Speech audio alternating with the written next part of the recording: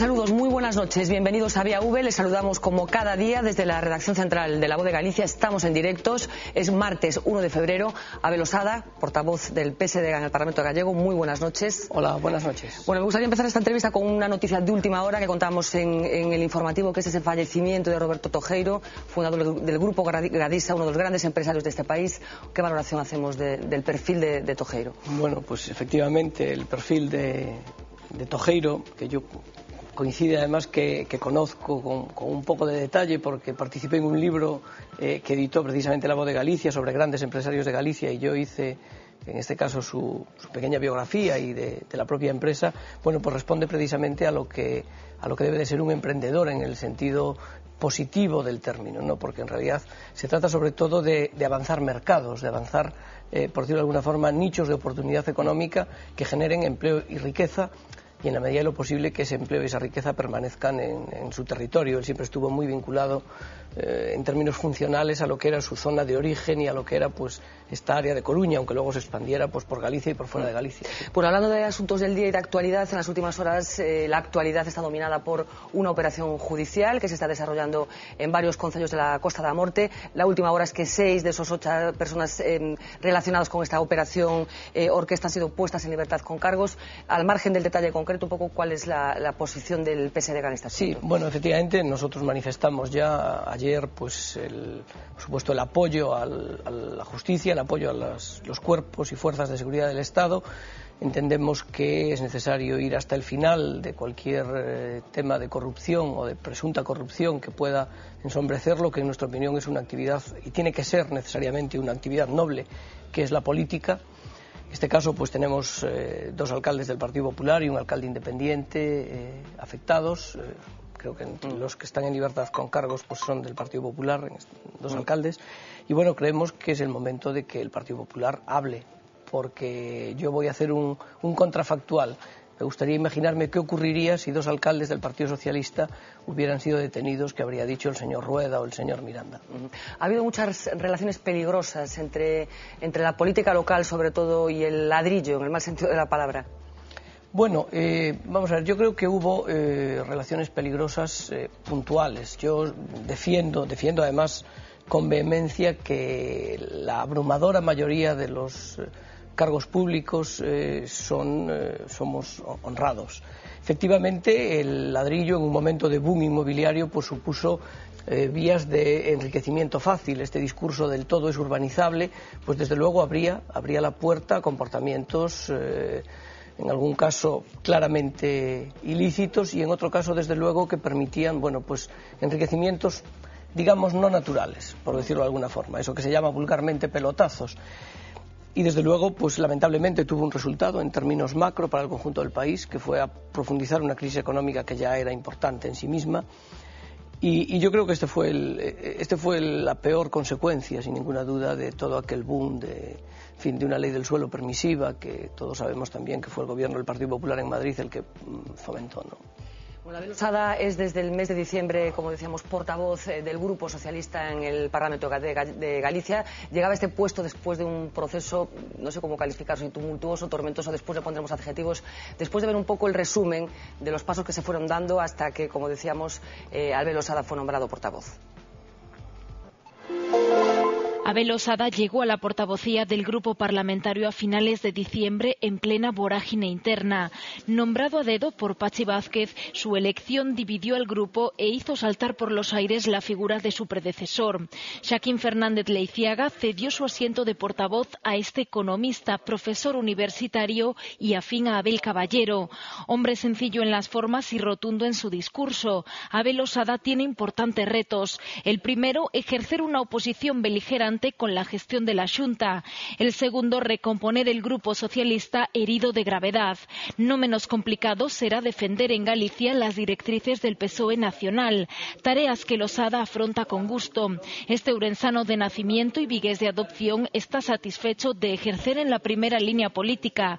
Atrás quedan los nervios iniciales y los discursos encorsetados. Losada se siente cómodo para luchar en la guerra contra Feijóo, una acción ofensiva liderada por Pachi Vázquez, que ya ha dejado sus primeros daños colaterales.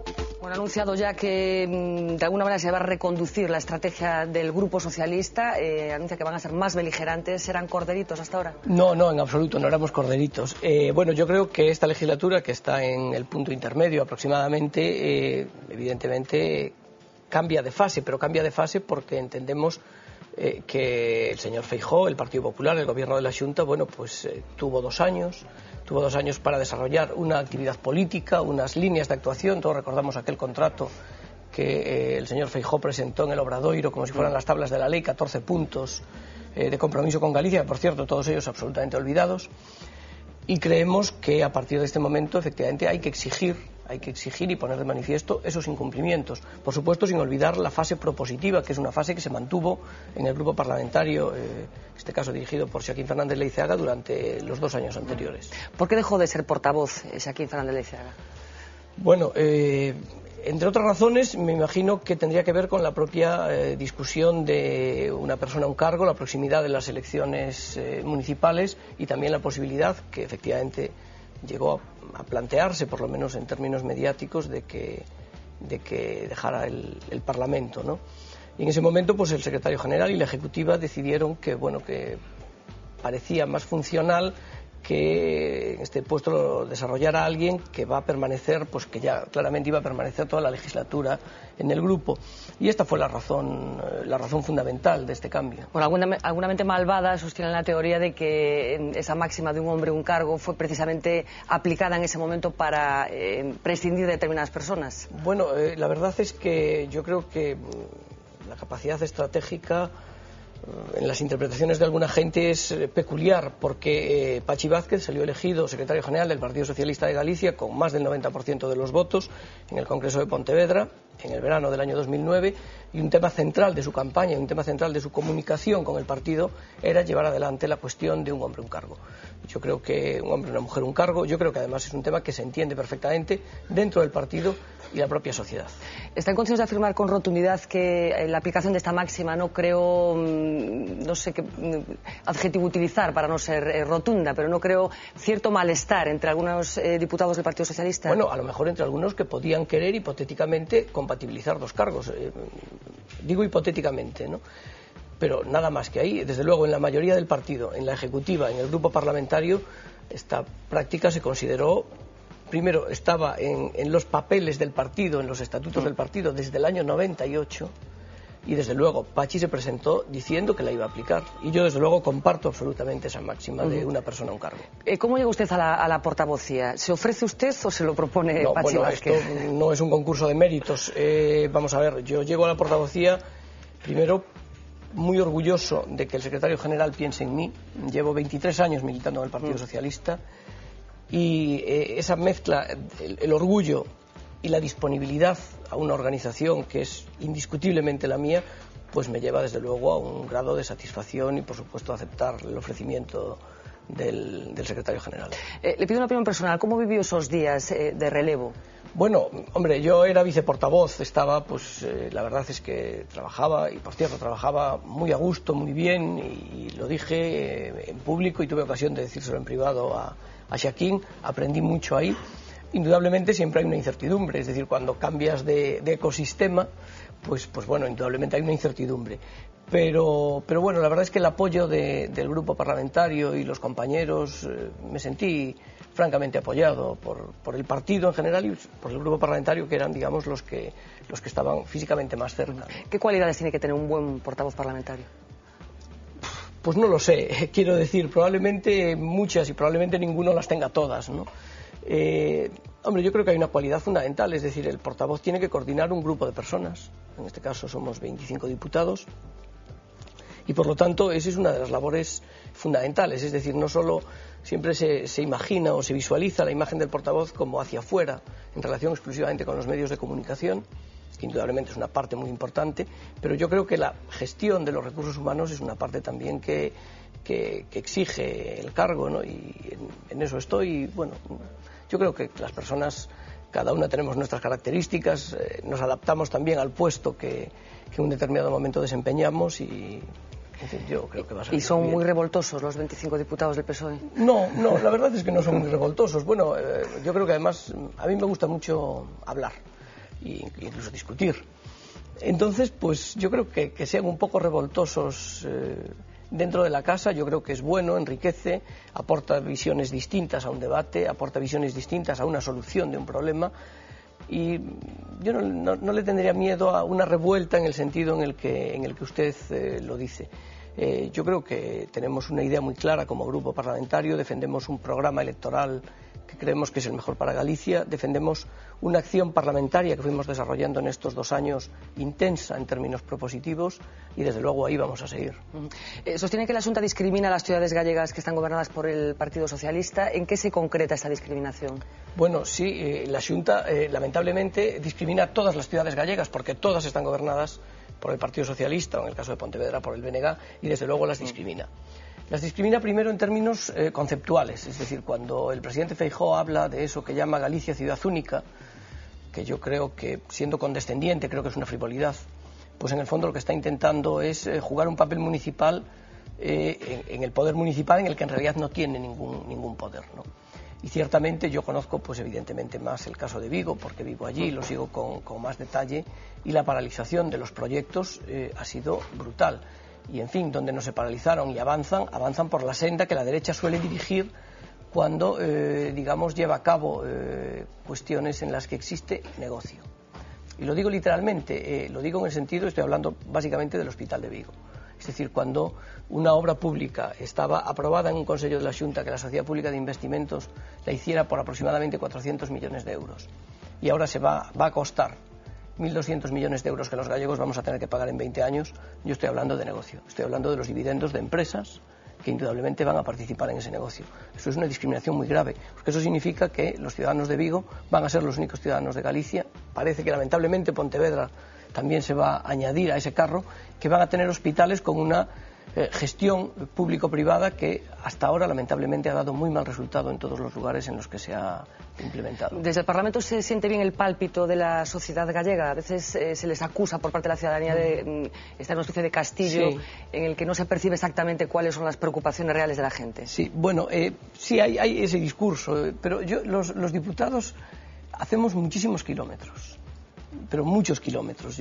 A mí a veces me gustaría que las agendas de los diputados se colgaran en la web, ¿no? Porque hacemos muchos kilómetros. Tenemos asignados los diputados, al menos en el Grupo Parlamentario Socialista, zonas de las distintas provincias y las recorremos con mucha frecuencia. ¿Que probablemente la conexión puede ser mejorable? Pues seguro que sí, efectivamente, seguro que puede ser mejorable. Pero esa imagen de un castillo, pues digamos, cerrado, aislado del mundo, no se corresponde para nada con la realidad. Yo eso estoy absolutamente convencido. Bueno, fue hombre de confianza de Touriño, en estos momentos no es de Pachi Vázquez, no le voy a decir que me diga si quiere más a papá o a mamá, pero sí que me concrete cuáles son las principales diferencias entre los dos últimos secretarios generales del PSDG. Bueno, yo lo primero que tengo que decir es que le estoy enormemente agradecido a Emilio Pérez Touriño. Yo era militante de este partido desde el año 87.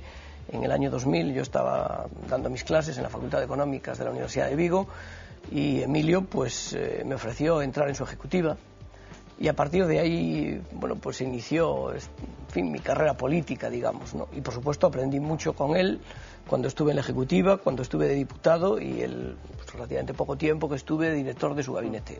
Cuando digo que aprendí mucho, lo digo absolutamente de verdad. Quiero decir que lo digo absolutamente de verdad.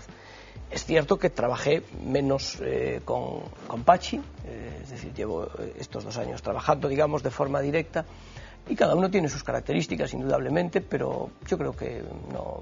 Se trata fundamentalmente de establecer relaciones de confianza con la persona con la que trabajas, tanto hacia arriba, en términos de aquel que manda, como hacia abajo. Yo creo que la confianza es el elemento fundamental en las relaciones, en cualquier trabajo, y desde luego en el ámbito político, sin duda. ¿Tendría que jugar Touriño algún tipo de papel institucional o incluso dentro del partido diferente al que está jugando? Bueno, pues la verdad es que yo siempre que Emilio, que el presidente Touriño, coincidimos en actos del partido, el cariño con el que se le recibía, con el que se le trataba, ya no hablo de los dirigentes del partido, que también hablo de los militantes o de los simpatizantes que estaban allí, era verdaderamente entrañable y emocionante. Yo lo viví así. Voy a contar una anécdota personal, yo creo que puedo hacerlo, porque me contaba mi madre, que es orensana, que vive en Orense, que fue a la presentación de un libro que hizo Emilio Pérez Touriño en Orense, el libro de un amigo suyo. Y me contaba la emoción de la gente que estaba allí de ver a su presidente.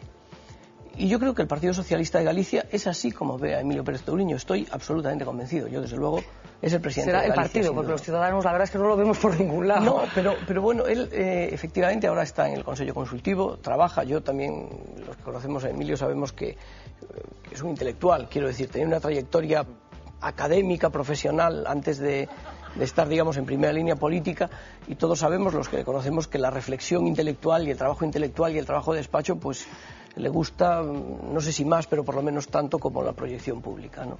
Entonces, vamos, es el presidente de Galicia que tuvo este partido, sin duda. ¿Está teniendo el PSDG problemas para traducir a Galicia algunas de las decisiones que se están adoptando en Madrid por parte del gobierno de Rodríguez Zapatero? Bueno, yo creo que en general no. ¿Y en particular? Y en particular, en algún tema en el que hubo discrepancias, yo creo que el secretario general adoptó una posición de cooperación institucional y de negociación, pero de plantear con firmeza las posiciones del Partido Socialista de Galicia. Estoy pensando en el caso del decreto del carbón, donde votamos claramente lo que considerábamos que teníamos que votar, que era la defensa. Bueno, en el caso de las cajas, que es un caso efectivamente muy de actualidad, yo creo que hay un tema fundamental en relación con las decisiones que va a tomar, que ha anunciado el Gobierno de España. Y es que las instituciones financieras tienen dos objetivos fundamentales, que son, por una parte, proteger los depósitos de sus clientes, de los depositantes, y por otra parte, suministrar crédito a las empresas y a las familias. Solo tienen sentido si hacen esto bien. Es decir, todo lo demás puede ser retórica. Este discurso, efectivamente, es el que están manteniendo ustedes. Pero con este discurso, ¿qué quiere decir? Que Novacaixa Galicia no está en condiciones de cumplir esas dos. Quiere decir, por parte del secretario del PSDG se está hablando insistentemente de la necesidad de que Novacaixa Galicia aclare sus cuentas. ¿Tienen alguna información que nosotros no tenemos? No, estamos diciendo que no es bueno que cuando salen datos, el dato en este caso del core capital, de todas las instituciones financieras que están analizándose, no aparezca el dato de Novacaixa Galicia. Yo creo que eso la perjudica, pero bueno, yo creo que no hace falta ser un comunicólogo para saber que eso la perjudica. Y yo creo que en relación con ese tema fue lo único que dijo el secretario general del Partido Socialista de Galicia. Lo que dijimos es que la Caja tiene unos gestores que tienen que tomar decisiones que vayan en la línea de reforzar su capitalización, y que el Estado, el Gobierno de España, ha marcado, digamos, unos parámetros en los que funcionar. Y por lo tanto tiene que haber, y estoy seguro que la está viendo, y desde luego lo está viendo con otras cajas de España, tiene que haber decisiones, tienen que tomar decisiones las instituciones financieras para cumplir esos parámetros que marca el Gobierno de España. Yo creo que reforzar la capitalización y la solvencia de las instituciones financieras es fundamental. De Novacaixa Galicia y de todas las demás. Algunas ya han tomado una vía, han decidido bancarizarse. Bueno, algunas bancarizarse, otras todavía no. Y la Caja Gallega pues todavía no ha planteado esa decisión. Estoy seguro que está analizándolo hacia adentro, y es muy probable que esté también viéndolo con el propio Ministerio y con el órgano regulador, que es el Banco de España. Claro, precisamente hablando del Banco de España, yo creo que hay una cuestión que nos ha dejado un poco perplejos aquí en Galicia, que es una circunstancia, que es que una fusión que recibe todas las bendiciones del Banco de España en un momento determinado, pocos meses después, resulta que se encuentra con problemas como consecuencia de que cambian las normas de juego. Comprende un poco la perplejidad de la ciudadanía y de los agentes económicos de este país. Sí, vamos a ver, de la ciudadanía... puedo entenderla. De los agentes económicos de este país, no. De alguien que tiene acciones en bolsa y sabe lo que es cotizar en bolsa, no me puede decir que le produce perplejidad el cambio de unas normas económicas. Es decir, el sistema capitalista, los mercados, no son estáticos en sí mismos. No son estáticos día a día. Por lo tanto, yo ese argumento, insisto, probablemente tenemos que explicarlo mejor a los ciudadanos, pero desde luego a los expertos económicos que dicen eso están diciendo, no sé si consciente o inconscientemente, medias verdades. La situación financiera de Europa en enero no es la misma en absoluto que la de noviembre. Es decir, la caída de Irlanda, la proximidad, digamos, al límite del problema de Portugal, el riesgo sobre Portugal que tiene el sistema financiero español hace que las condiciones hayan cambiado de manera radical. Entonces, quien obvia eso, lo está obviando de manera interesada. Y el PSDG se enteró por la prensa, digamos, se enteró en la rueda de prensa de la ministra de Economía de este cambio de las condiciones en el sistema financiero. Lo digo porque en las últimas horas parece que se ha confirmado que sí que había un pacto y una negociación previa entre el Gobierno de España, el Gobierno catalán, el Gobierno vasco y algunas grandes entidades financieras, en concreto las cajas. Galicia parece que estaba fuera de este juego. ¿El PSDG se enteró por la prensa de estos cambios? Vamos a ver, yo, primero, las negociaciones eran con gobiernos, parece. Y con entidades financieras. Y con entidades financieras. Bueno, por lo tanto, a lo mejor también hay que preguntarle, si hablo de Galicia, preguntarle si la entidad gallega se enteró de estas negociaciones. Yo, de todas formas, niego la mayor. Yo creo poco en las teorías conspirativas. A mí me recuerdan otra época en que se intentaban justificar errores propios con conspiraciones, daba igual que fuera el marxismo internacional, los judíos o los masones. Entonces, yo no creo en teorías conspirativas, nunca lo creí. Yo creo que el Ministerio está decidiendo en la línea que considera más adecuada para reforzar el sistema financiero español. Hay cajas que están tomando posiciones, hay gobiernos autonómicos que están tomando posiciones y en Galicia tenemos un gobierno que está desaparecido. Y el artículo 30 del Estatuto de Autonomía de esta comunidad autónoma dice que en ámbitos de control de las cajas de ahorro la competencia es exclusiva, más allá de lo que es la política monetaria general del Estado, del gobierno autonómico. Por lo tanto, yo creo que conviene preguntarle, fundamentalmente, más allá de conspiraciones y de reuniones secretas en no se sabe muy bien dónde, preguntarle al señor Feijóo qué piensa hacer, qué va a hacer, porque hay que recordar que el señor Feijóo habló mucho, muy alto, enarboló muchos informes durante mucho tiempo. Ahora, sorprendentemente, pues está en Bruselas, en Oporto, en Madrid, en fin, parece prácticamente una agencia de viajes. Pero ciertamente sobre este tema todavía no ha dicho nada consistente, en nuestra opinión. Bueno, en todo este largo proceso de las cajas hubo un hito que todos recordamos, que fue esa manifestación organizada por el Ayuntamiento de Vigo. ¿Usted participó en esa manifestación? ¿Fue un error o siguen considerando que fue...? No fue un error en absoluto.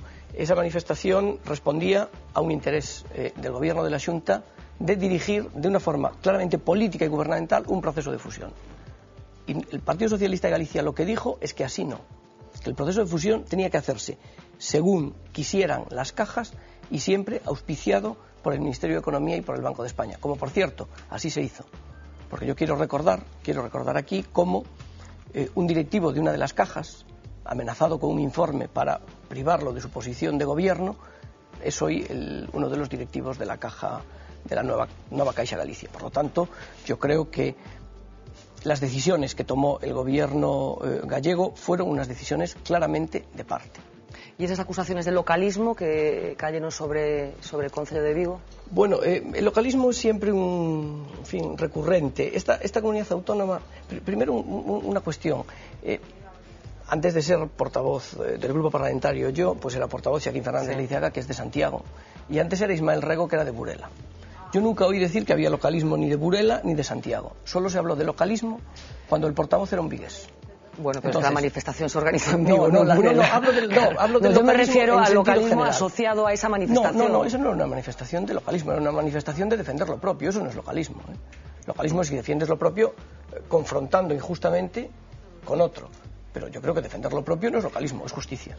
Bueno, en cualquier caso, ¿qué futuro le ve a la Caja? ¿Cómo cree que va a estar, usted en su condición de economista, cómo cree que va a estar la Caja a la vuelta del verano, por ejemplo? De la misma forma que decía que los mercados son imprevisibles, pues entenderá que resulta muy difícil dar una respuesta sobre esto. Yo creo que lo fundamental es trabajar en la línea de reforzar el proceso de capitalización y ver si somos capaces, si la Caja es capaz de llegar a esos niveles que el Ministerio marca. Y también, y yo creo que esto es un ejercicio de responsabilidad importante, no dramatizar excesivamente las salidas que ofrece el propio Ministerio. Efectivamente, las cajas, y los socialistas lo dijimos desde el principio, además lo dijimos como un elemento central de nuestra argumentación, y lo dijimos ya durante el proceso de fusión, tienen un capital social inestimable. Eso es un hecho objetivo, en términos de facilitar el acceso al crédito y a los servicios financieros pues a personas con baja cultura financiera, en términos territoriales, en una comunidad autónoma como la gallega.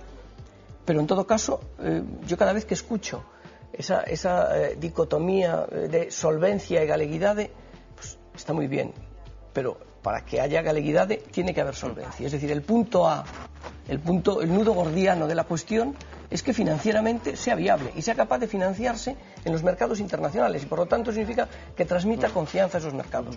Yo creo que son los gestores de la caja, siempre, insisto, como el Banco de España y el Ministerio, los que tienen que trazar ese recorrido. Bueno, tenemos que ir despidiéndonos ya, pero me gustaría hacerlo con una cuestión que compete a su nuevo cometido. Y le voy a pedir que me diga cuál es el mejor parlamentario que está en estos momentos en el Parlamento gallego. No, yo creo que es imposible decir eso. Primero porque todos tenemos días buenos, malos y regulares. Pero habrá algún piquito de oro, ¿no? Y bueno, pues hay gente que lo hace muy bien, hay gente más analítica, gente un poco más vehemente, gente no se más moja, extrovertida. No se va a mojar. No me voy a mojar en este tema. Yo creo que el nivel del Parlamento gallego es un nivel francamente alto. Yo creo que los ciudadanos que pueden seguirlo por Internet, en fin, creo que pueden estar satisfechos de sus representantes de los 75. Pues muchísimas gracias a Abel Osada por acompañarnos esta noche. Un placer recibirlo aquí en el plato de Vía V. Nosotros nos vamos a unos minutitos de publicidad y regresamos enseguida, en directo aquí en Vía V.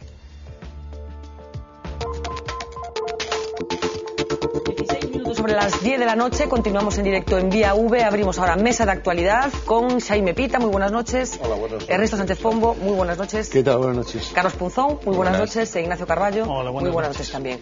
Bueno, primera valoración de Carlos, tú que conoces bien al personaje de las declaraciones de Abel Osada, de la entrevista que acabamos de mantener como el portavoz del PSDG. Bueno, Abel es una de las personas que en los últimos tiempos tienen mejor información de lo que pasa en el PSOE. No me refiero desde un punto de vista orgánico, pero sí desde un punto de vista argumentario. Él recibe a diario pues muchos argumentarios desde el Partido de Madrid y desde el Congreso de los Diputados en muchas de las cuestiones. Algunas se han visto hoy aquí. Ha salido bien de las preguntas que le has planteado y creo que tiene cierto oficio, sobre todo porque hasta también fue concejal en el Ayuntamiento de Vigo, que es cosa difícil. Curte mucho. Curte mucho. Y salió más o menos del tema del localismo. Claro, él no iba a entrar en que es una cosa de la que le ha llevado a ser portavoz, y es el pacto que han suscrito Pachi Vázquez y Abel Caballero, que entre otras cosas ha hecho posible que Abel Osada sea portavoz del grupo parlamentario, ¿no? Del asunto de las cajas, Ignacio tampoco nos aclaró mucho, ¿no? No, bueno, él está en ese doble juego, ¿no? En esa doble banda del socialismo gallego en torno a las cajas, por una parte avalando las decisiones que se han tomado desde Madrid, y por otro, pues proclamando la necesidad de mantener la galleguidad de la caja, ¿no? Entonces, bueno, es una postura un tanto contradictoria y bueno, y a ver hasta qué punto puede llegar ahí el PSOE conciliando ambas cosas. Bueno, la galleguidad también no me quedó tan claro, ¿no? Porque vino a decir que entre solvencia y galleguidad está claro lo que hay que elegir, ¿no? Está claro. Entonces, pero sí avala plenamente las decisiones tomadas desde Madrid, ¿no? Entonces, bueno, a ver hasta dónde puede mantener ese doble juego, ¿no? La solvencia, por eso decía yo los informes que le llegan de Madrid. Claro. No, tú lo que decías es que se curtió muy bien en Vigo. Yo creo que de esta experiencia va a salir más curtido todavía. Bueno, tiene una papeleta por delante bastante. No eran nada revoltosos sus parlamentarios. Es que eran muy vamos a ver, iba a decir yo le pagan para que diga eso, pero es que consciente, me dijo, de la revolución que me estás hablando. Sí, no conozco nada. La revolución ¿no? Es que probablemente se fragó en las páginas de los periódicos y ahí se murió, no hubo, nadie protestó ni nadie dijo nada, ¿no? No, yo creo que es un buen socialista, yo creo que es una persona preparada. Yo tengo que reconocer que cuando apareció como portavoz parlamentario me sorprendió mucho. Yo creí que Pachi Vázquez iba a tener la serenidad, por lo menos, de mantener a un buen portavoz parlamentario como era Fernández Lisiaga. Yo creo que era un gran portavoz parlamentario. Y yo creo que Abel tiene, lo acaba de explicar Carlos, por ese juego, esos dobles pactos que hay de Vigo con Pachi Vázquez, pero yo creo que Abel tiene una papeleta muy difícil que es la de tratar de convencer o explicar a la sociedad gallega las contradicciones propias de su partido en temas tan importantes, lo acaba de decir Ignacio, como el tema de las cajas de ahorro o otro tipo de cuestión. Entonces yo creo que él es un buen socialista, yo creo que es una persona muy preparada, pero me parece que el trabajo que le queda por delante no le arriendo la ganancia. De verdad, va a salir curtidísimo de esta. O sea, la próxima vez puede ser portavoz parlamentario en la UNESCO, una cosa de esas, porque de verdad que va a salir muy curtido. Jaime. No, indiscutiblemente. Yo, conozco perfectamente porque compartí durante años escaño en el Parlamento gallego, tanto con Fernández Leiceaga como con Abel Losada. Cualquiera de ellos creo que son personas, cualquier persona que es diputado puede ejercer como portavoz, pero el problema es lo que se está planteando aquí. En este momento el Partido Socialista desde hace bastante tiempo vive en una ambigüedad permanente como consecuencia de la pleitesía que le tiene que estar rindiendo de forma sistemática a quien está gobernando en España, que además lleva desde hace 7 años tomando una serie de decisiones que están perjudicando notablemente a Galicia y a los gallegos. Y eso, lógicamente, Galicia, que siempre entendió a los gallegos, entendimos muy bien, la prueba está en los resultados electorales, quien colabora, quien actúa adecuadamente, no con privilegios ni con trato de distinción, sino simplemente con la objetividad que corresponde, aplicando el principio de solidaridad que rompieron precisamente el actual gobierno del señor Zapatero con respecto a Galicia y a las comunidades menos desarrolladas, y a la postura ambigua que está adoptando permanentemente el Partido Socialista. Uno de los temas fue con la fusión de las cajas, en su momento, la contradicción, lo que decía el alcalde de Vigo, que no se haría, que eso era inviable, que había que... la propia actuación, el silencio sistemático de todos los socialistas en Galicia, y lo que están diciendo ahora es que volvemos a lo mismo. Hay que mojarse, hay una situación crítica, problemática, por ese bandazo, porque una cuestión es, yo no voy a entrar ahora a hacer la valoración de después si es de conveniente, cajas, pero adelante. lo que no cabe duda es que hay que mojarse y que el Partido Socialista Gallego lleva mucho tiempo desnortado, carece de un liderazgo claro y tiene también que dar el puñetazo en la mesa dentro de su propio partido para decir y defender los intereses de todos los gallegos. No, yo quería comentar una cosa de lo que acaba de decir Jaime, compartiendo algunas de sus afirmaciones.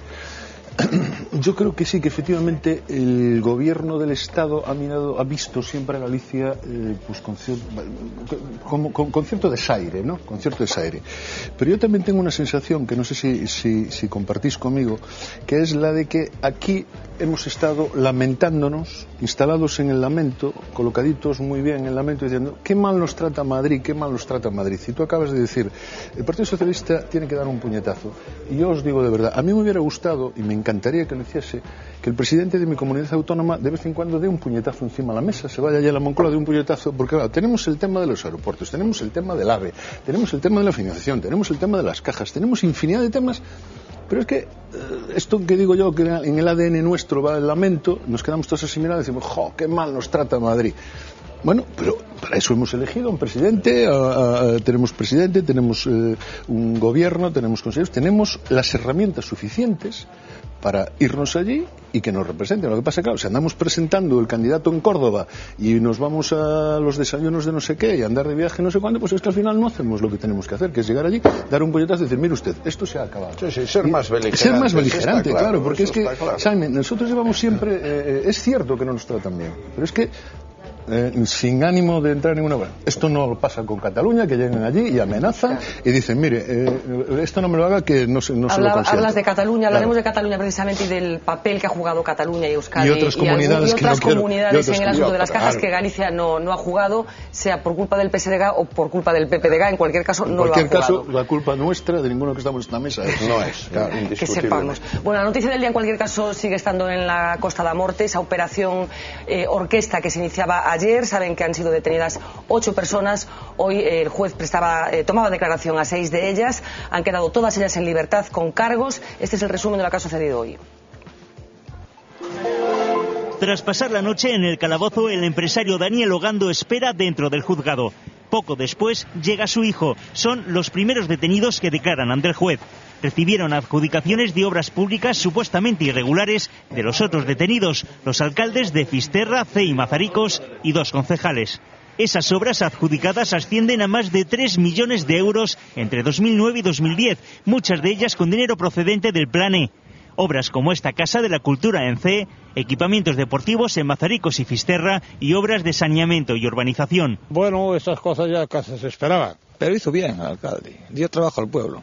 Las concesiones de obras se han multiplicado en los últimos años al calor del espectacular crecimiento urbanístico de estos municipios.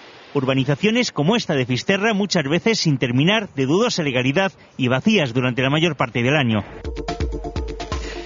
Bueno, como decíamos, 6 de esos 8 detenidos quedaban hoy en libertad con cargos. Todavía tienen que declarar el alcalde de Cee y uno de los empresarios, en concreto el que se dedicaba al mundo del espectáculo. Así que es una operación que, como decíamos, continúa abierta. Carlos, tú seguiste muy de cerca un asunto que finalmente tenía probablemente más volumen que este, por lo que aparentemente parecía, que fue el caso Gondomar, que está ya juzgado con unos condenados. ¿Hay similitudes? Sí, yo veo similitudes y al mismo tiempo hago una cierta llamada colectiva a la precaución, porque siguiendo el caso Gondomar desde 7 días antes de que se produjese hasta el día de la detención, hasta el día de detención y después el juicio, la verdad que sabíamos que se iba a producir en el periódico, pero en aquel momento se hablaba de que se habían solicitado multas para los implicados, que eran 2 concejales, un arquitecto y la novia de uno de los concejales, multas por 5 millones de euros.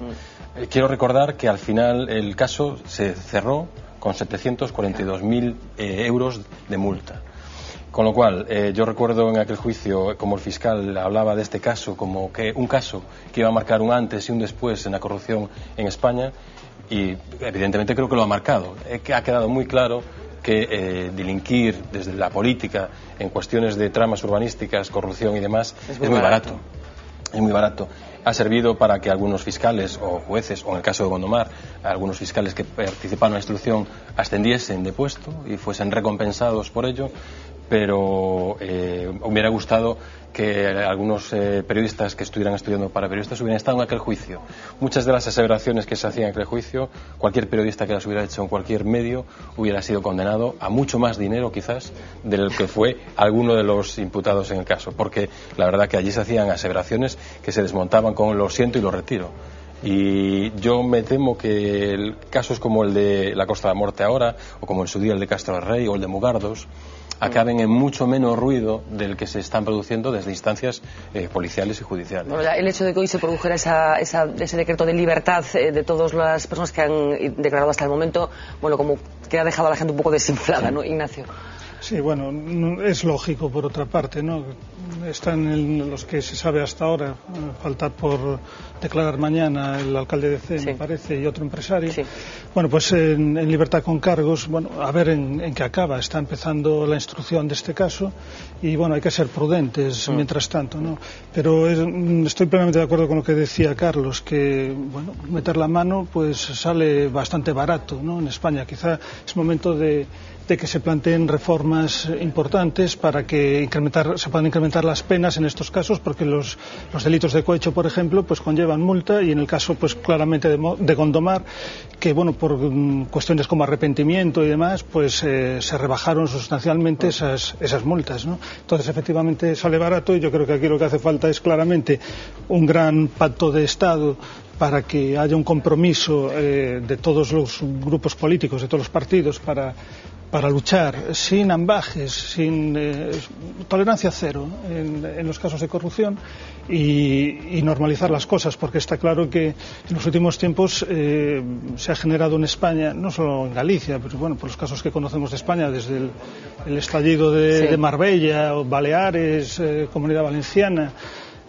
bueno, pues una alarma social que realmente dice muy poco de nuestra política, ¿no? Y que eso, pues así entendemos, pues veredictos sociales tan rotundos como que los políticos son nuestro primer problema, ¿no? Bueno, enseguida hablamos me comentáis vuestra opinión, Ernesto y Xaime. Estamos hablando del caso Gondomar, ha salido también el caso Malaya, es el caso de Marbella. Vamos a hacer un pequeño recorrido por estos casos de corrupción urbanística que probablemente dejen de aparecer, pero no por voluntad de los políticos, sino como consecuencia de que la construcción está parada, ¿no? Vamos a hacer ese pequeño repaso. Si hablamos de corrupción urbanística en Galicia, es inevitable que la conversación derive hacia Gondomar. La gestión pública del plan urbanístico de la localidad pontevedresa estuvo sometida a prácticas de extorsión entre finales de 2006 y principios de 2007. Una trama en la que 2 concejales del PP de Gondomar, la pareja de uno de ellos y un arquitecto vigués, fueron acusados de cohecho urbanístico al percibir 540.000 euros de 3 promotoras a cambio de facilitar el desarrollo de sus convenios urbanísticos. Y es que al caso no le faltó de nada. Escuchas telefónicas, cámaras ocultas, billetes en maletines y como colofón final una moción de censura que supuso el acceso a la alcaldía por parte del PP en detrimento del bloque.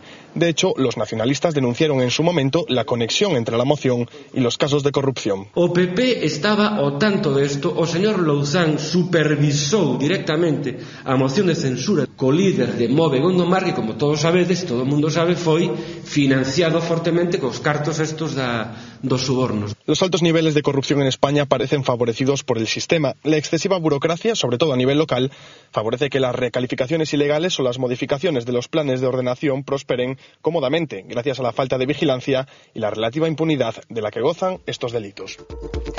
Bueno, hablamos de ese caso Gondomar y yo no sé si es justo o no, pero sí que yo creo que ha cundido entre la sociedad española que los famosos porcentajes que cobran muchos políticos por hacer determinadas adjudicaciones existe. Yo a lo mejor estoy diciendo una barbaridad, pero yo creo que la convicción mucha gente la tiene, ¿no? Hubo hace unos años en el Parlamento catalán una afirmación en este sentido. El 5%. Sí, pero a mí me preocupan 2 cosas al hilo de eso, Fernanda.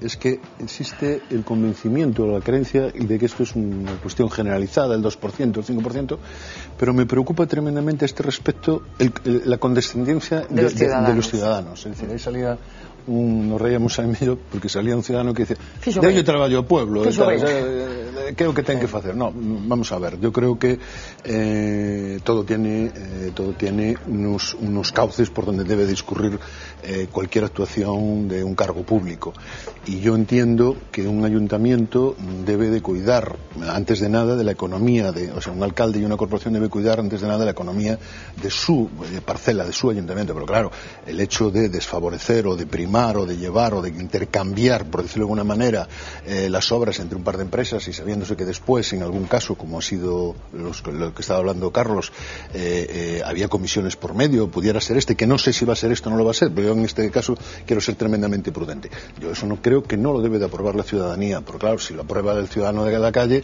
ya no quiero pensar lo que harán ellos. El urbanismo, de todos modos, es un caramelo muy goloso, ¿no? En todos los órdenes. Es decir, yo creo que no sé lo que ocurre en otros países europeos, pero yo creo que no hay en España municipio costero o municipio con terrenos que puedan ser edificables. Áreas metropolitanas. Sí, áreas metropolitanas, esas grandes ciudades dormitorios que vemos en las inmediaciones y tal, donde no haya este tipo de cuestiones. Es decir, ¿por qué? Pues porque se mueve mucho dinero, porque, como digo yo, la carne es débil y entonces pues siempre funciona ese tipo de historias. Pero me preocupa tremendamente en esto, como en otras cuestiones, la condescendencia de los ciudadanos. Y después un último apunte, que sé que lo va a decir Jaime, entonces ya se lo voy a reventar yo, que es verdad, es decir, el gran aparato policial que se monta en este país con 100 policías o no sé qué, para detener a 3 señores o 4. Yo de verdad creo que estamos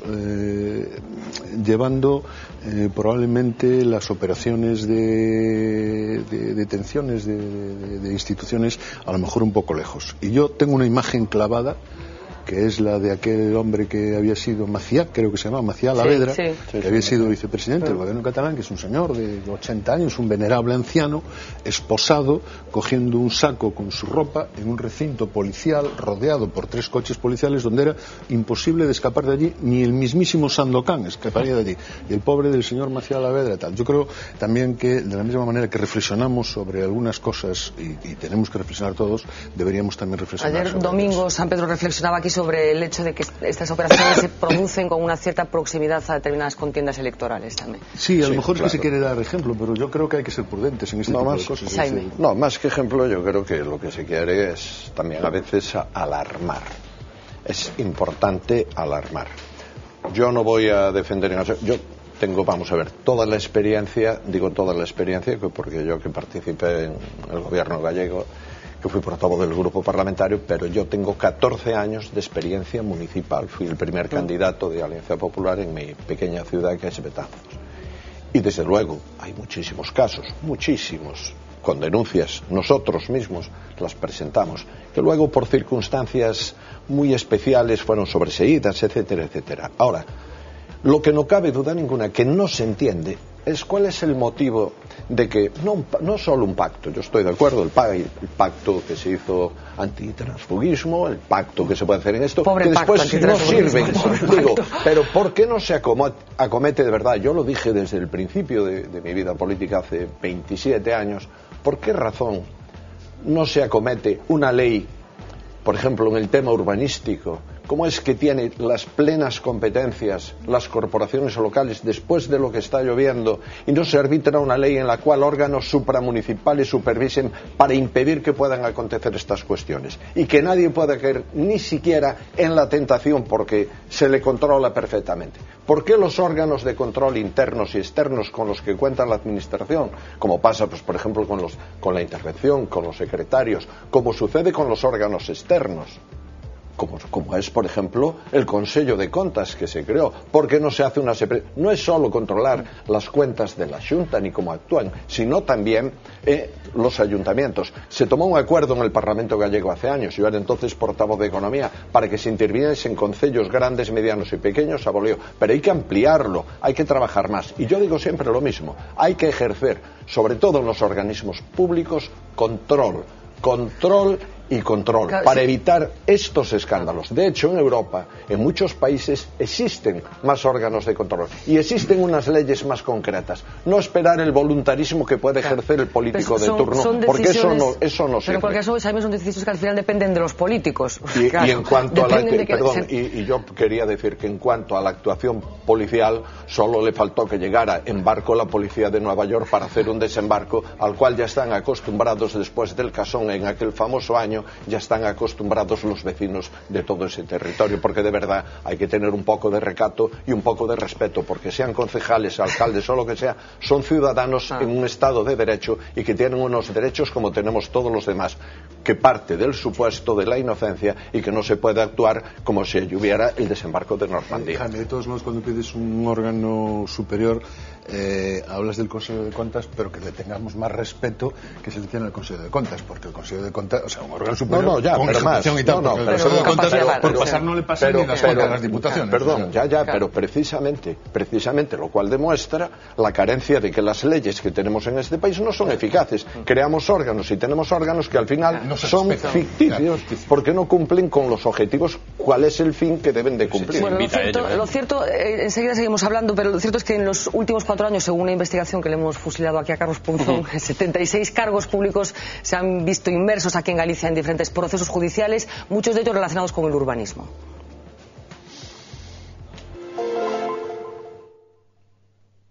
Mientras non haxa un pronunciamento da Xustiza, o Partido Popular creo que ninguén máis debería facer outro pronunciamento que o de seguir agardando, ofrecer a máxima colaboración e esperar os pronunciamentos judiciais. No plano individual dos afectados, dos imputados, dos detidos respecto á presunción de inocencia, no plano político temos que dicir que tristemente, non infelizmente, non é nada que nos colla de sorpresa. Apoio, compromiso, pero consideramos necesario pois unha declaración máis explícita do Partido Popular en relación con este tema. Hacia los portavoces de los 3 grupos con presencia en el Parlamento gallego sobre la operación Orquesta, que como decíamos se está desarrollando desde ayer en varios municipios de la Costa da Morte, pero lo que queríamos ver es esta relación de 76 cargos públicos que en los últimos 4 años se han visto inmersos en procesos judiciales. En los últimos 4 años, 76 políticos gallegos fueron imputados en 42 procesos judiciales y la nómina de cargos públicos condenados sigue sumando. El alcalde de Punxín fue acusado de prevaricación al despedir de manera irregular a una limpiadora. El caso Gondomar también ha dado sus frutos. El portavoz del PP, el exedil de urbanismo y el exalcalde de la localidad fueron detenidos o condenados a inhabilitación. Las actuaciones judiciales han deparado ya 7 dimisiones, las más recientes las del teniente alcalde de Ourense, Andrés García Mata, y el responsable del área de termalismo del mismo concello. 35 cargos públicos están todavía a la espera de resolución judicial, entre ellos el consellero de Infraestructuras, Agustín Hernández, los nacionalistas implicados en la trama de las vallas de Ourense, los altos cargos del PSOE imputados por la trama agraria y los del caso Gürtel, en el que el PP no sale muy bien parado. De hecho, los populares son los más afectados por las imputaciones. 25 de sus cargos sufren algún proceso judicial, mientras que en el PSOE son 22 los que se vieron salpicados por este tipo de casos. El BNG tiene 9 implicados y otros 4 son de formaciones políticas de ámbito local. Los 16 restantes son cargos de libre designación. Bueno, hay que aclarar que el proceso contra el consejero Agustín Hernández está cerrado ya, Carlos. Exacto. Bien, yo cuando hacía este informe, una de las cosas que más destacaba es que de los 76 políticos que estaban inmersos en causas judiciales, solamente 7 habían presentado la dimisión, bien antes de ser juzgados o tras ser inhabilitados. A mí me parece un porcentaje muy raquítico, teniendo en cuenta que ahí en este informe yo metía pues desde acusados por corrupción hasta políticos a los que tienen orden de demolición de sus casas, siendo incluso alcaldes, ¿no? Yo creo que desde un punto de vista de la coherencia, de la responsabilidad, ningún alcalde que haya sido condenado a derribar parte de su casa puede seguir en el puesto, haya sido elegido como haya sido, porque él tiene que ser el garante de que todo el mundo en su pueblo cumpla con la legislación, ¿no? A mí me parecen muchos 76 políticos imputados y me da la sensación de que los partidos tampoco aciertan demasiado a la hora de meter y hacer sus listas, y sobre todo que no aciertan a la hora de controlar a la gente que repite durante mucho tiempo en las listas. Hay cosas que son fáciles de controlar, ¿no? Que tiene que ver con los incrementos patrimoniales de determinadas personas que se han dedicado simplemente a la actividad pública, ¿no? Yo creo que hay nombres que a todos se nos vienen a la cabeza y dices, si es facilísimo comprobar cuál es el patrimonio que tenéis que este señor, y en teoría facilísimo comprobar cuál ha sido su ingreso, ¿no? Sus ingresos. Todos conocemos alcaldes que incluso venían de profesiones modestas o del paro y que hoy tienen pues una casa que cualquier gallego querría para sí.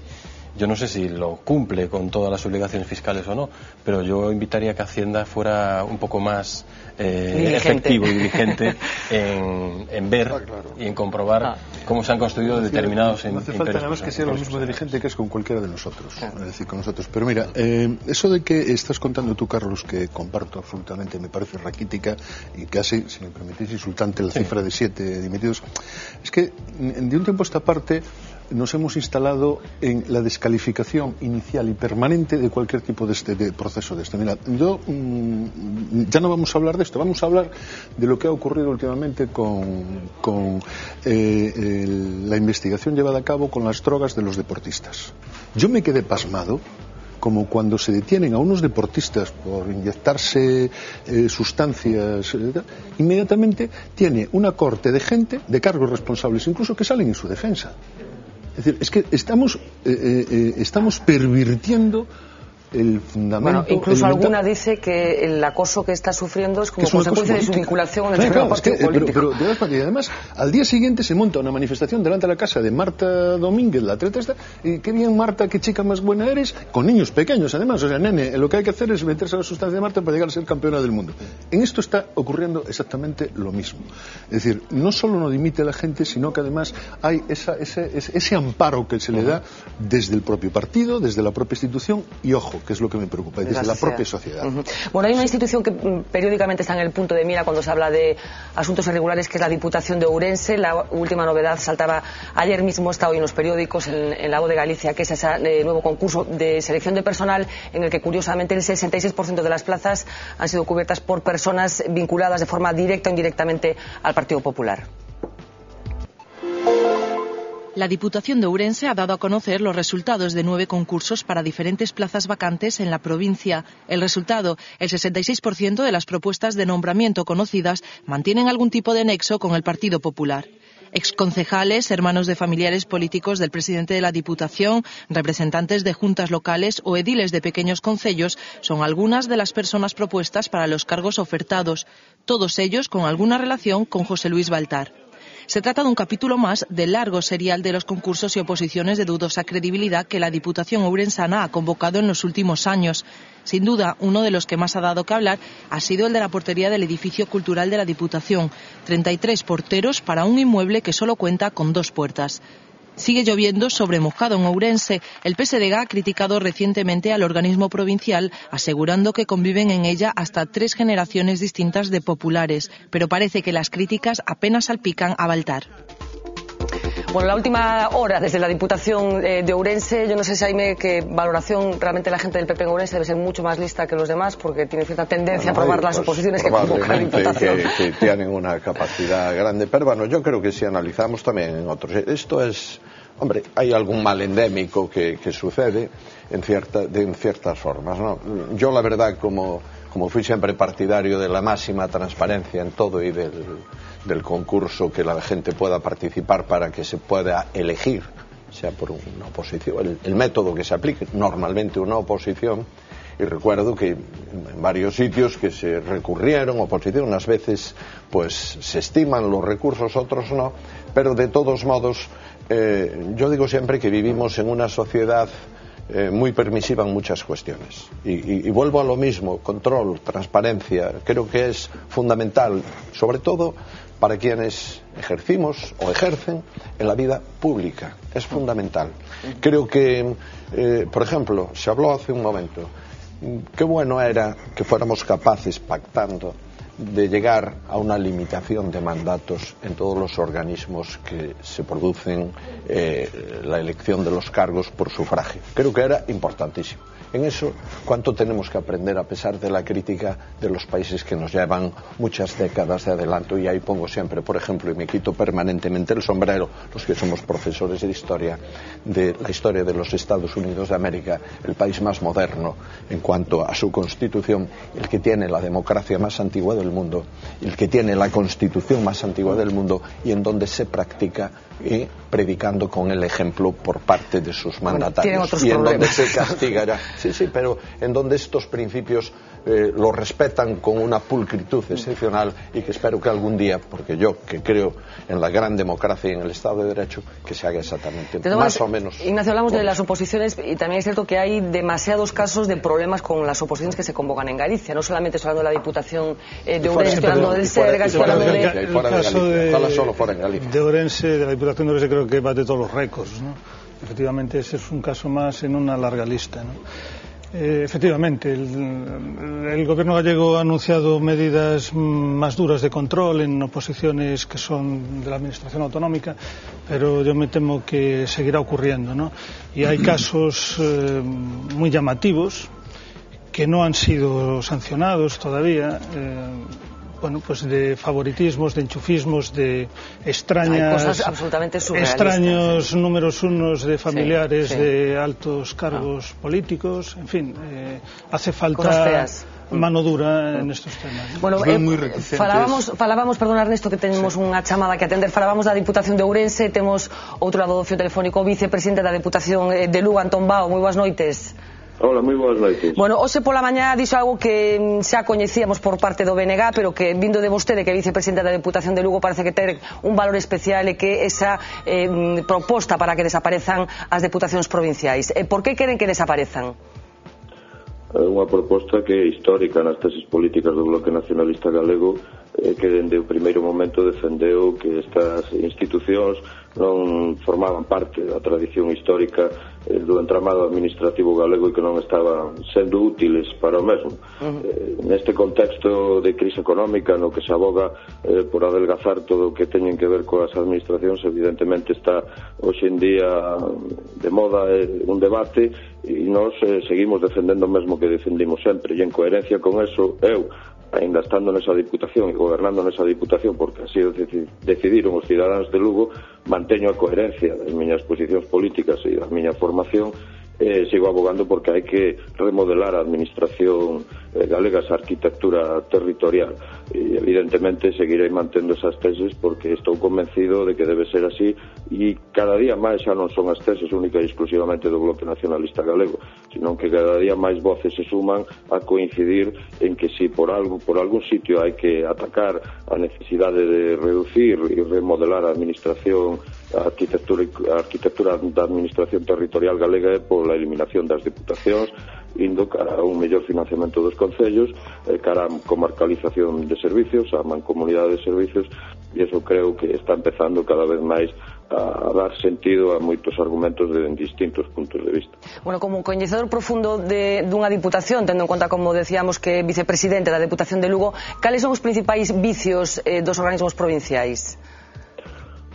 Fundamentalmente que, e xa o dixemos desde un primeiro momento, que se reproducen e se multiplican competencias que deberían residir fundamentalmente na administración da Xunta de Galiza e que deberían estar residenciadas e desde aí se deberían acometer esas políticas e evidentemente as deputacións serviron no seu momento como uns instrumentos claramente políticos, multiplicaronse así e continuaron funcionando así xa na democracia tamén por parte de determinadas forzas políticas, e logo un exemplo deso, polo tanto non atenderon a única e exclusiva obxectivo que deben ter, que é a cooperación cos concellos, senón a outros múltiples avatares políticos. Evidentemente, todos eses casos que comentaban anteriormente e outros moitos son froito de eso. Entón, nós intentamos, dende que chegamos á Deputación de Lugo, e creo que incidimos neso, en aumentar a transparencia, a democratización e que sexa unha entidade puramente no máximo posible colaboradora cos concellos e con aqueles que necesitan da nosa cooperación, e evidentemente eso cada vez me fai creer máis en que é necesario esa modificación, e mentre non se chegara, porque hai que ir cara, esa modificación ten que pasar por unha clara remodelación mesmo constitucional, sí que hai instrumentos que permitirían reducir amplamente esas competencias e deixar as deputacións no sentido que deben ter, que fundamentalmente a cooperación cos concellos, pero aí hai algo que, e xa remato, non acometeu ningunha forza política no seu momento dentro do Parlamento galego, que é unha lei de coordinación das diputacións que estaba redactada pero que nunca se puxo en marcha e que serviría de primeiro paso para ir cara a este objetivo que nos marcamos. Un debate interesantísimo a tombao. Simplemente queríamos un apunte con vostede despois desas declaracións que facía esta mesma mañá. Moitísimas gracias, señor Bao. Gracias a vos. Boa noite. Bueno, yo no sé si hay alguna posibilidad, por pequeña que sea, que este deseo del bloque, esta propuesta del bloque, es mi deseo desde hace muchos años. Yo viví en Lugo y desde que la Diputación de mi provincia se dedicaba a organizar concursos de mises. Sabemos que Ernesto es un hombre muy concienciado con el asunto de las diputaciones. Yo siempre pongo el ejemplo de la organización del concurso de mises por parte de la de Lugo, la adjudicación de obras a la empresa del chofer del presidente por parte de Pontevedra, y acabáis de hablar vosotros del caso Ourense. No, ¿para los porteros del Simeón. Claro, ¿para qué sirve una diputación? Hombre, está claro, para organizar concursos de mises, para adjudicar las obras al chofer del presidente y para que Baltar coloque a la gente del Partido Popular. Y ahora ya más en serio, yo creo que en este momento en el que se está replanteando desde ciertos sectores el tema autonómico, yo creo que hay antes otro tema que plantearse, como acaba de decir Andombao, que es el de las diputaciones. A lo mejor en este momento no tiene ningún sentido el que tengamos las diputaciones, estos órganos provinciales que se están solapando pues permanentemente con otros órganos. Pero es que además en los últimos, desde la llegada de la democracia, decía Bao, es que ahora esto es casi un clamor general. Es un clamor general porque yo creo que las diputaciones han cometido demasiados errores. Las diputaciones se han tomado, estamos hablando de Galicia, un poco como tu propio territorio para hacer lo que estamos viendo, lo que estamos comentando que se hace, es decir, es mi parcela, yo hago eso. Entonces yo creo que eso ha calado en la gente. Yo soy partidario, antes de todo, de que se planteara esta cuestión, hace ya años que soy partidario de que desaparezcan las diputaciones. Perdona, Jaime, el Partido Popular está centrando más el debate en la modificación del Estado de las Autonomías en lugar de en la desaparición de las diputaciones. Yo no sé si... No, vamos a ver. Yo creo que lo que había que analizar era el conjunto. No podemos centrarnos indiscutiblemente, las diputaciones también. Pero yo quería recordar, digo recordar porque yo estaba en aquel momento en el Ejecutivo gallego, cuando el presidente Fraga, de forma muy inteligente, como no podía ser de otra manera, quitamos aquel célebre documento que yo creo que había que reeditarlo para que se leyese, que se llamó la Administración Única, que pregonó no solo en Galicia, sino que con ese documento, como con tantos otros, el presidente Fraga se fue a Madrid para exponerlo allí y para decir lo que habría que hacer para racionalizar lo que es la administración en conjunto del Estado. Es decir, lo que no puede haber es dobles, triples e incluso, como hay en la actualidad, cuádruples competencias sobre mismas materias. Donde hay una multiplicación, así estamos, el Estado con más funcionarios en conjunto de toda Europa, pues es España, como consecuencia de todo eso. Se dice ahora, se está criticando las autonomías, oiga, y la administración del Estado sin competencias, que mantiene todavía más de 1.200.000 funcionarios, de los cuales una parte importantísima carecen de competencias. Las diputaciones, que una vez que se pone en funcionamiento la administración autonómica, perdieron un valor importante y se dedican no solo, ojalá fuese solo la de Lugo o la otra, sino que son la gran mayoría que están con unas funciones que no es la competencia. Y es más, hay una cuarta administración ahora mismo, que son incluso por debajo de entre los ayuntamientos y las diputaciones, los consorcios, que es otro nuevo órgano que se está creando. Un apunte muy rápido. Yo estoy de acuerdo con que la teoría de la administración única era muy buena, pero como le ocurrió siempre a Fraga, en la teoría aprobaba y en la práctica suspendía. Él las diputaciones las convirtió en máquinas electorales al servicio del Partido Popular, que solo han funcionado así, y estamos viviendo lo que él dejó. 50%. Ahora, pero él dejó un modelo que Carlos, seguimos con él. Tú y yo podemos hacer un partido político cualquier día, porque en todo caso. No, yo iba a decir que mientras Fraga pregonaba la administración única, Cacharro, Baltar, no sé qué, se morían de risa, es decir, porque estaban haciendo exactamente lo contrario. Claro, y bueno, yo estoy de acuerdo con Fraga, la administración única. Quiero compartir con vosotros un último asunto, que es el famoso asunto de las cajas. Hoy hemos sabido, a través de un análisis que hacía Miguel Ángel Rodríguez en La Voz, algo que se sospechaba, que es esa modificación del sistema financiero español que anunciaba la semana pasada la ministra de Economía. En teoría, por sorpresa, había sido previamente pactado con unas determinadas comunidades autónomas, entre las que, por supuesto, no estaba Galicia, en principio. Vamos a recordar un poco cuáles fueron los movimientos que se fueron tomando desde el Gobierno central en las últimas semanas antes de anunciar esa modificación que, en principio, le pone la puntilla a las cajas de ahorros. Caja Madrid, La Caixa, Santander y BBVA. Las 4 entidades llevaban desde noviembre reuniéndose de forma secreta con el Ministerio de Economía para perfilar los detalles del cambio financiero anunciado hace una semana por Elena Salgado. Según fuentes del sector, las cajas vascas también tenían informaciones puntuales sobre las negociaciones, al igual que el Gobierno del País Vasco y el de Cataluña. El resto conocía la querencia de Fernández Ordóñez para bancarizar las cajas, pero lo que no se sabía eran los tiempos que manejaba el Gobierno. El problema ahora es que el gobernador del Banco de España es crítico con las formas de Salgado. Le parece un plan prematuro e impreciso que puede tener implicaciones negativas en los mercados. El Ministerio de Economía quería aprobar el decreto ley esta semana, pero parece que la posibilidad de crispación en pleno recibimiento de Angela Merkel han hecho que se retrasase la aprobación de tan polémica medida. Una decisión, como se comentó ya aquí en esta mesa hace unos días, que sospechábamos fue pactada con algunas comunidades autónomas, en concreto con Cataluña y el País Vasco, y con algunas entidades financieras como Caja Madrid, la Caixa Catalana, etcétera. Ignacio. Sí, nos deja en un lugar un poco extraño a los gallegos, nos deja fuera de juego, bastante poco. Evidentemente, ¿no? Pero sí, todo indica que fue así, porque si rebobinamos un poco, vemos que desde finales del año pasado, pues Botín, por ejemplo, lanzó varios mensajes advirtiendo al Gobierno pues que había que acelerar la segunda fase de reestructuración de las cajas. Se comprobó que esta situación, la supuesta mala imagen del sector financiero español en los mercados, perjudicaba a los grandes bancos, en concreto al Banco Santander y al BBVA. Y está claro que ahí había unos intereses que iban en este sentido, ¿no? El tema, de los contactos del gobierno con Euskadi, con el gobierno vasco, pues todo da a entender que estaba también pactado el aprobado a las cajas vascas. Y la Caixa, pues efectivamente, pues la primera que se ha lanzado a la bancarización, ¿no? Así como Caja Madrid. Entonces, efectivamente todo estaba preparado. Y Galicia, Galicia ahora mismo, en espera de la reacción que pueda tomar el propio gobierno gallego, pues a velas vir, ¿no?, como se suele decir. Entonces, efectivamente parece que todo fue hecho a medida de determinadas entidades y de determinadas comunidades autónomas, ¿no?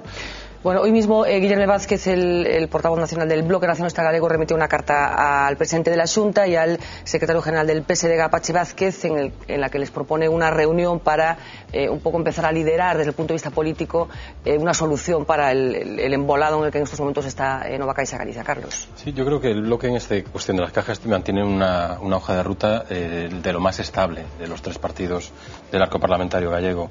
Ellos mantienen desde el principio que quieren una caja gallega y sin ningún tipo de ambajes, y no ha habido fluctuación en eso, y ahora yo creo que Guillermo ha aprovechado esta baza para pedirle algo que no estamos viendo, que es lo que decíais antes, que no vemos a Feijóo moviéndose en esta cuestión, quizás porque sabe que va a perder.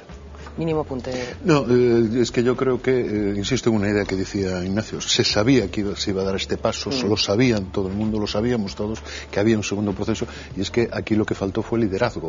O sea, a lo mejor en otras comunidades no faltó liderazgo, aquí sí faltó liderazgo. Bueno, me gustaría irme ya a la primera, porque la verdad es una primera página cargadita de noticias, que diría el otro, con algunos titulares evidentes, como el de esa operación orquesta, pero con algunos que les recomiendo que estén muy atentos, porque hay una gran exclusiva en La Voz que voy a compartir ya con ustedes. El titular de primera: en libertad con cargos 6 de los 8 detenidos en la operación orquesta. El alcalde y 2 ediles de Fisterra y el regidor de Mazaricos tienen que presentarse en el juzgado 2 veces al mes. La gran exclusiva que les decía tiene que ver con esa fotografía de primera.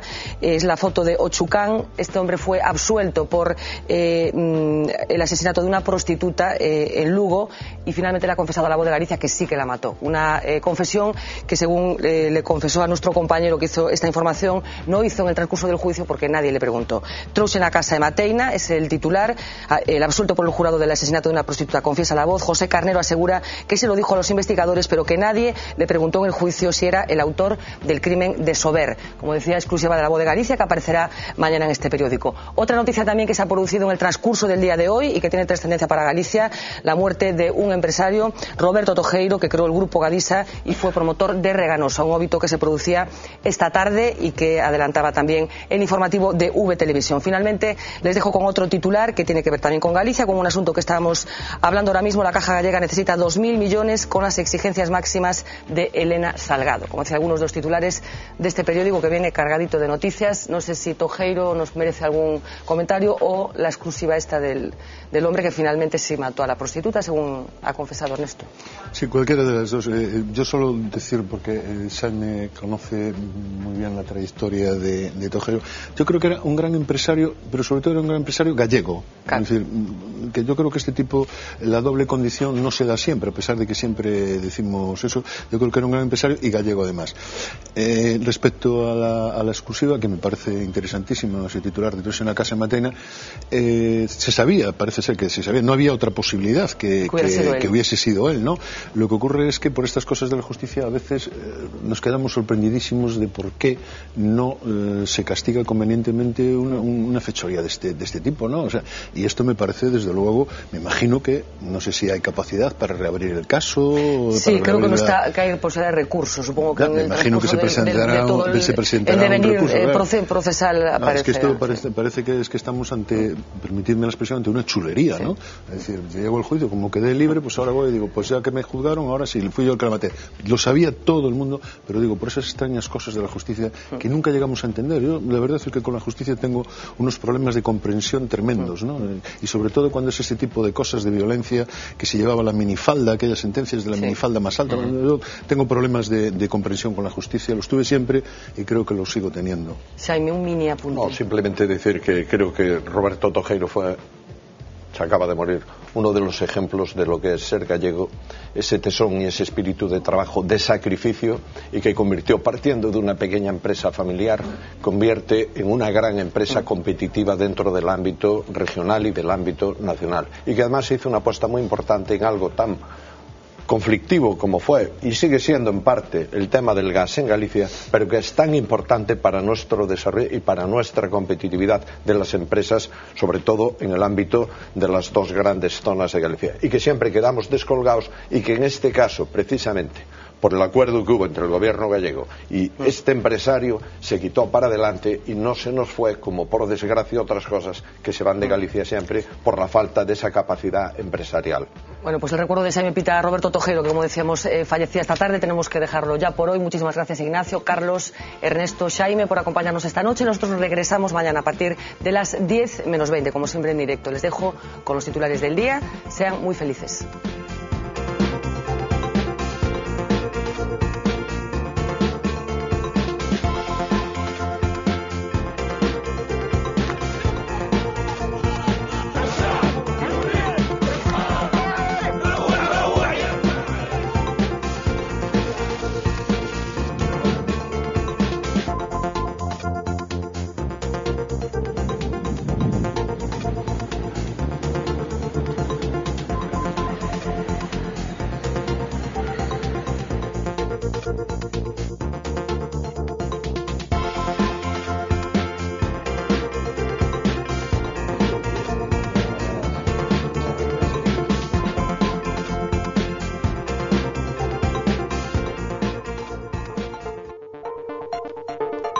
Poco